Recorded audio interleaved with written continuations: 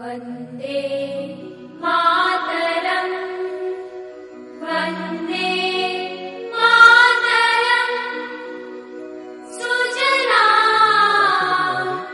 अन्य वरिष्ठ अधिकारीगण एवं मेरे प्रिय साथी मित्र, मैं आज आपके समक्ष 71 आरआर के बुनियादी प्रशिक्षण के अपने अनुभव को प्रस्तुत करते हुए गौरवान्वित अनुभव कर रहा हूँ।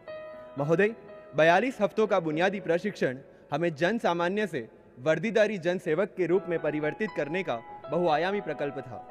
आईपीसी, सीआरपीसी जैसे वैधानिक विषय, इन्वेस्टिगेशन जैसे पुलिस संबंधित विषय एवं फॉरेंसिक्स जैसे संलग्न विषयों को मिलाकर कुल 15 विषयों के ज्ञान ने हमें बौद्धिक रूप से सक्षम बनाया। शारीरिक प्रशिक्षण एवं ड्रिल ने हमें शारीरिक रूप से मजबूत किया और घोड़सवारी, शस्त्र प्रशिक्षण, तैराकी, अनाम कॉम्बैट, रिवर राफ्टिंग इत्यादि प्रवृत्तियों ने हमारे कौशल्य को नया आयाम देकर हमारे मनोबल को मजबूत किया। महोदय, प्रशिक्षण के दौरान आयोजित चुनावी संबंधीकरण ने हमें लोकतंत्र की बुनियादी चुनावी प्रक्रिया के विविध पहलू से रूबरू करवाया एवं उसमें पुलिस की भूमिका से वाकिफ करवाया। बीएसएफ, सीआरपीएफ, सीबीआई, एनआईए इत्यादि केंद्रीय पुलिस संस्थानों के साथ किए गए संबंधीकरण ने हमें केंद्रीय स्तर पर कार्यरत कानूनी संगठनों के कार्यों एवं उसमें भारतीय पुलिस सेवा के अधिकारियों की भूमिका से अवगत करवाया। इन्हीं अनुभवों से हमें कानून व्यवस्था को मजबूत बनाने में केंद्र और राज्यों की संयुक्त भूमिका एवं उसमें भारतीय पुलिस सेवा का महत्व स्पष्ट हुआ। भारतीय सेना के साथ हमारा एक हफ्ते का अनुभव हमें सदैव राष्ट्र को प्राथमिकता देने में एवं सरहद पर तैनात जवानों की परिवारों की मदद के लिए तैयार रहने में प्रोत्साहित करता रहेगा।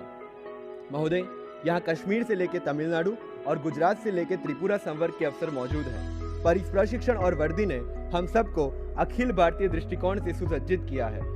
भारत दर्शन ने हमारे इस नए दृष्टिकोण को और व्यापक बनाया। महोदय, 71 आरआर इस बात का भी गर्व ले सकता है कि आज तक के सबसे महत्तम महिला परिवीक्षाधीन अधिकारी हमारे साथ है और उन्होंने पुरुषों के लिए निर्धारित समान मानकों पे उत्कृष्ट परिणाम दिए हैं। महोदय, 1600 किलोमीटर की दौड़ से शुरू हुआ ये प्रशिक्षण जब 16 किलोमीटर की दौड़ पे खत्म हुआ तो उसने ये साबित कर दिया कि कोई भी काम हमारे लिए सिर्फ तब तक मुश्किल होता है जब तक हम उसे मुश्किल मानते हैं। बैटल ऑब्स्टिकल असॉल्ट कॉम्बैट में पार किया हुआ हर विघ्न हमें यह विश्वास दिलाता है कि सातत्यपूर्ण परिश्रम से हम किसी भी समस्या को पराजित कर सकते हैं। 15 किलो का बोझ लिए 40 किलोमीटर की रूट मार्च हमारी शारीरिक एवं मानसिक सज्जता का प्रमाण तो है, पर इस रूट मार्च में लिया गया हर कदम राष्ट्र की सुरक्षा के लिए मीलों चलने की हमारी प्रतिबद्धता का प्रतीक है। महोदय, 42 हफ्तों के इस प्रशिक्षण के बाद आपके समक्ष प्रस्तुत खाकी वर्दी में सुसज्ज हम सब अकादमी के ध्येय विधान सत्य सेवा सुरक्षणम को हमारा मूल मंत्र बनाकर नए भारत के निर्माण में अपनी भूमिका निभाने के लिए प्रतिबद्ध। हमारी शारीरिक एवं बौद्धिक क्षमताओं में वृद्धि हुई, वरन विभिन्न मानवीय संवेदनाओं एवं जीवन मूल्यों की समझ भी विकसित हुई। अकादमी का सुरमय वातावरण, सुधी गुरुजनों का सस्नेह मार्गदर्शन एवं सतत प्रोत्साहन ने हमें शारीरिक एवं मानसिक रूप से सुदृढ़ किया, जिसके फलस्वरूप प्रशिक्षण के प्रारंभ में दुष्कर एवं असंभव प्रतीत होने वाले लक्ष्यों को भी हम सभी सफलतापूर्वक प्राप्त कर पाए। Rock climbing, river rafting, Cliff jumping, bungee, घुड़सवारी एवं तैराकी निसंदेह हमारे लिए रोमांचक एवं आत्मविश्वास वृद्धि में सहायक गतिविधियां थी। ग्रे हाउंड्स, केंद्रीय रिजर्व पुलिस बल एवं सेना के साथ संबद्ध किए जाने के दौरान हमें सुरक्षा बलों के कार्यक्षेत्र एवं व्यक्तिगत समस्याओं से अवगत होने का अवसर प्राप्त हुआ। साथ ही अल्प संसाधनों एवं प्रतिकूल परिस्थितियों में सहज एवं सजग रहते हुए कर्तव्य निर्वहन की प्रेरणा मिली। प्रशिक्षण के दौरान हमें अनुशासित जीवन, बेहतर समय प्रबंधन एवं सुनियोजित कार्य निष्पादन का बोध हुआ।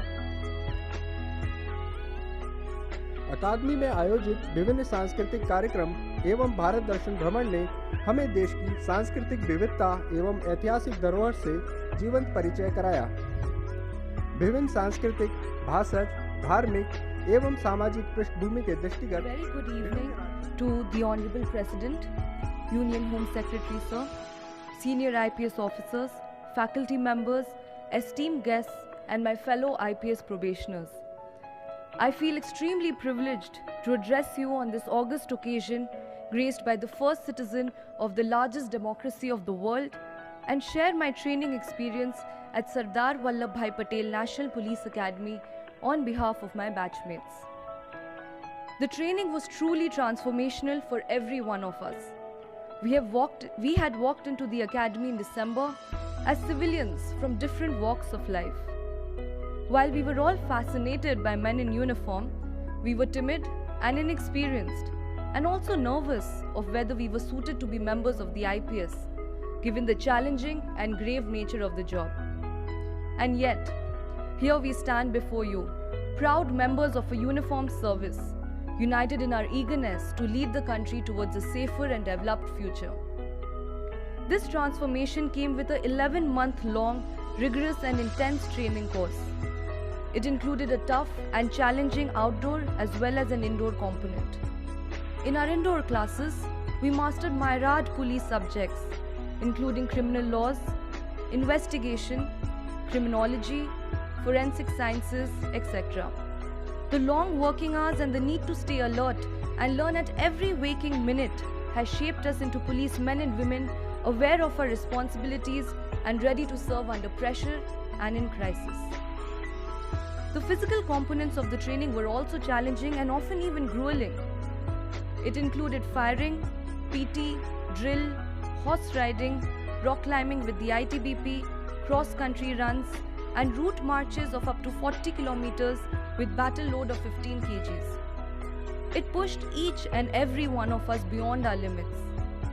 On having completed all our tasks, we find ourselves to be confident of serving in the face of adversity and obstacles. The building of confidence, however, was not a personal experience alone. At the academy, camaraderie amongst batchmates has been encouraged and celebrated. Training took place in squads and groups where we helped and supported each other. These friendships are so real that we are assured of being of the same help and support when serving in the field, thereby contributing to the idea of having all India services that would facilitate cooperative federalism and the unity of our nation. Further, all along the way, the mentorship of senior IPS officers who were faculty at the academy, as well as the drills given by our ustads, taught us to remain disciplined and not to toe the line between confidence and arrogance. As I look back at the end of the training, I find myself having grown into a curious investigator, an empathetic first responder, a stern and tactful law and order enforcer, and a law-abiding civil servant. I personally feel empowered through the training as a woman officer, ready and eager to make our country safer for all, men, women, children, the elderly and minorities, and also uphold our academy motto, Satyam Sevam Surakshanam. Jai Hind.